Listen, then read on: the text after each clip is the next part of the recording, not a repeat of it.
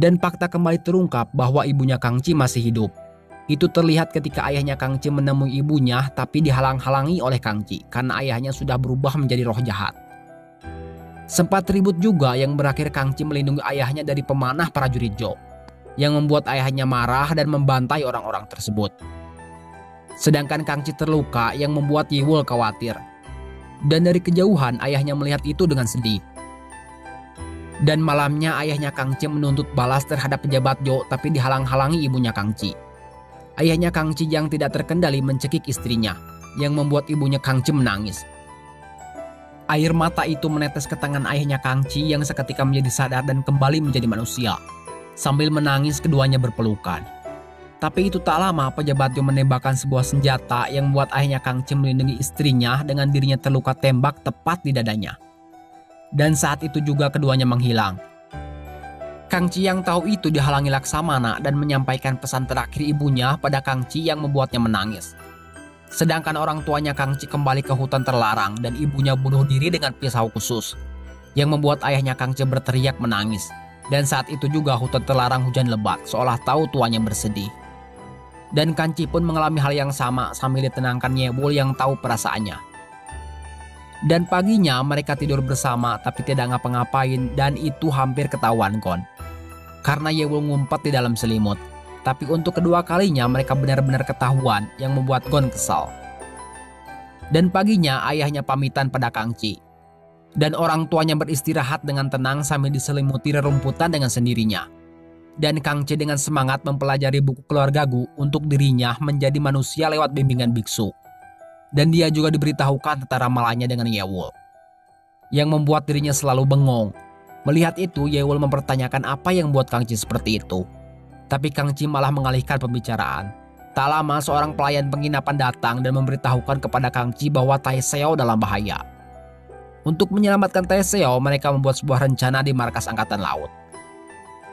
Kang Ci, Ye Wol, dan Gon mendapatkan sebuah misi khusus dari Laksamana untuk menyelinap ke kediaman pejabat Zhou. Sesampainya di sana, Kang Ci mencegah Ye Wol ikut terlibat karena ia terlalu khawatir terhadap ramalan itu, yang membuat Ye Wol protes. Kang Ci dan Gon menyelinap tapi ketahuan terpaksa Kang Ci melepaskan gelangnya untuk membereskan mereka. Dan di tengah-tengah pertarungan itu tiba-tiba saja Ye Wol ikut nimbrung dan tanpa sengaja Kang Ci melukainya yang membuat Kang Ci menangis. Sejak kejadian itu Kang Ci terus-menerus merasa bersalah. Terlebih lagi dia ketakutan terhadap ramalan yang tempo hari biksu itu bicarakan. Akhirnya Ye Wol menemui Kang Ci dan sekarang Ye Wol tahu apa yang ada di pikirannya, yang membuat seketika menangis dan marah terhadap apa yang akan terjadi di masa depan yang diramalkan itu. Kang Ci ikut menangis dan pamitan pada Ye Wol. Rencananya ia bakal menghindari takdir itu demi dirinya. Akibat kegalauan itu, Kang Ci curhat kepada Laksamana Li Sungsin, tapi di tengah jalan mereka dicegat para ninja. Tapi tenang, mereka sengaja dipancing oleh Laksamana dan mengancam mereka untuk meninggalkan negaranya.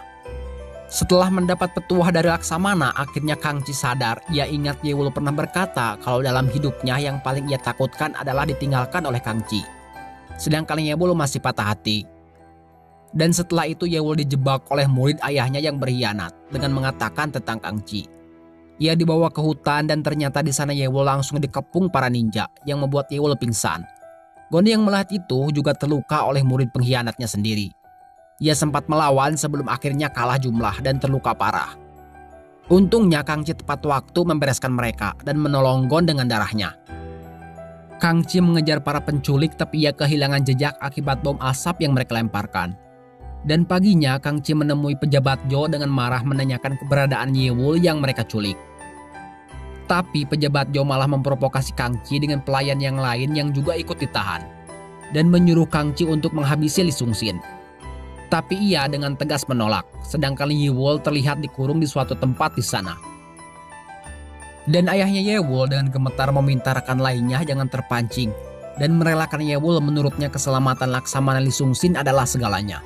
Yang membuat orang-orang di sana terlihat bertanya-tanya dan marah terlebih Kang Ci. Setelah mendengar ungkapan hati Kang Ci, mereka setuju untuk membantu Kang Ci untuk menemukan Ye Wol. Dan setelahnya pentolan bandit yang pernah ribut dengan Kang Ci dengan sengaja menemuinya dan memberikan informasi tentang Ye Wol yang diculik. Tapi info yang diberikan tidak lengkap, untungnya Tai Seo tahu tempat itu. Dan ketiganya dengan cepat ke sana untuk mencari Yewol. Mereka mencari di tumpukan peti-peti tapi tidak ketemu. Akhirnya Kangci menemui Laksamana dan meminta bantuannya. Setelahnya Laksamana menemui pejabat Jo seorang diri dan meminta pejabat Jo membebaskan orang yang disekap olehnya. Entah apa yang direncanakan Kangci. Sedangkan Yewol disekap di suatu tempat dengan bola besi di atas kepalanya. Bola besi itu dikasih pemberat sebuah karung yang berisi pasir. Dan sewaktu-waktu bola besi itu bisa saja jatuh menimpanya. Karena karung tersebut sengaja mereka kasih lubang, yang membuat Yewol ketakutan. Dan ternyata ayah angkatnya dan teman pelayannya juga disekap di tempat yang sama. Tepat sebelum bola besi itu jatuh, Kangci berhasil menyelamatkannya. Setelah itu Yewol meluapkan kekesalannya atas perkataan Kangci semalam, yang membuat Yewol menangis yang berakhir Kangci menenangkan dan memeluknya. Sempat-sempatnya keduanya begitu, mereka lupa bahwa masih ada dua orang lagi yang harus diselamatkan. Sedangkan Laksamana Lisungsin dikepung dari segala arah. Tepat saat itu Kangci and the Gang datang dan mengawal Laksamana. Tapi ancaman belum berakhir. Dari kejauhan seorang prajurit pejabat Jo membidik Laksamana dengan senjata apinya. Tapi Yewol menghalangi, yang berakhir dia sendiri yang tertembak tepat di punggungnya. Yang membuat Yewol tak sadarkan diri. Dan semua orang panik, yang berakhir Kangci kalap dan menghajar habis-habisan orang itu. Hampir saja ia membunuhnya, tapi Lisungsin dan Yewol menghentikannya.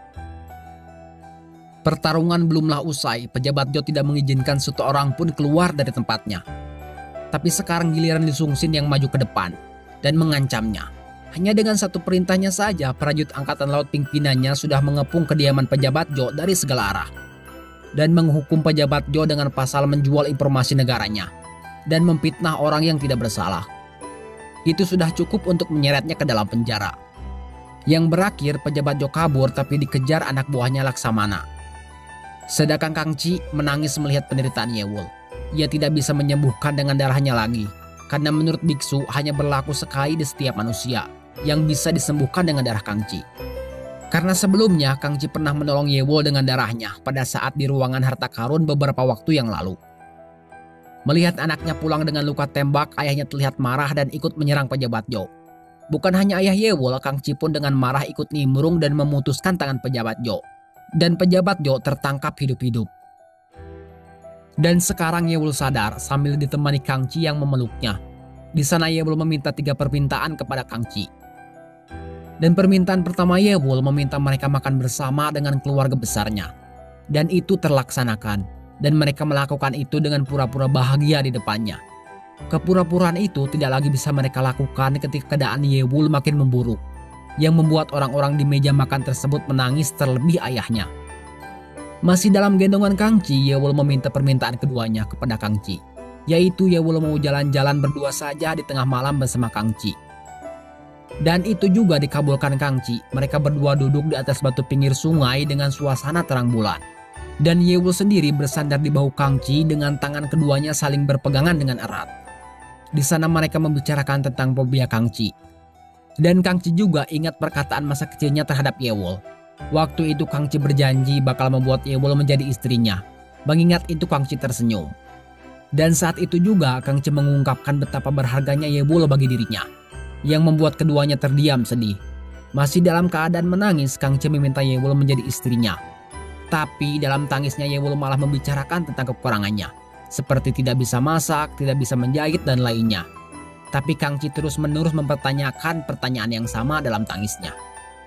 Yewol mengusap air mata Kangci sambil mengatakan ia tidak mau jadi kenangan yang menyedihkan bagi Kangci. Ia juga tidak mau menjadi air mata bagi Kangci. Ia cuma mau menjadi kenangan yang membahagiakan bagi Kangci di saat mengingatnya, katanya. Masih dalam keadaan menangis, Yewol meminta permintaan terakhir. Dan Kangci mengiyakan sambil berjanji mereka bakal bertemu kembali. Dan secara bersamaan mereka mengungkapkan kata-kata cinta sambil dibarengi dengan cahaya biru yang tiba-tiba bermunculan. Dan keduanya pun melakukan itu sebelum akhirnya Yewol tiada. Dan Kangci menangis sambil menyebutkan namanya. Dan cahaya biru itu mengiringi tangisan Kangci. Dan paginya Kangci berpamitan kepada Teseo dan ke semua murid di sana. Tak lupa Gon dan ayahnya Yewol. Ia juga memberikan sebuah pedang peninggalan Yewol. Sedangkan pejabat Jo mati diracun Chungjo di penjara. Kangci juga menemui Laksamana Lisungsin dan sedikit berbincang dan tak lupa pesan-pesannya kepada Kang Ci sebelum pergi. Ratusan tahun berlalu, sekarang Kang Ci berada di peradaban modern. Dan terlihat kenangan yang diberikan orang terdekatnya pada masa zaman terdahulu masih tersimpan rapi. Termasuk pedang Yewul yang diberikan gurunya. Dan sekarang Kang Ci menjadi seorang pengusaha sukses dengan aset serba mewah yang dimilikinya. Dan di sana juga terlihat patung Laksamana Li Sungsin yang melegenda terpajang gagah di tengah kota. Dan semua orang terdekat Kang Ci kembali bereinkarnasi. Termasuk orang yang ditunggunya selama ratusan tahun yaitu Yewul. Dan sekarang ia menjadi seorang polisi. Mereka bertemu saat menolong seorang wanita yang dijamret. Yang dimana Yewul modern menganggap Kang Ci sebagai penjahatnya. Dan menodongkan pistolnya yang membuat Kang Ci angkat tangan. Mereka berpandangan tepat di bawah sinar bulan sabit dan drama pun selesai.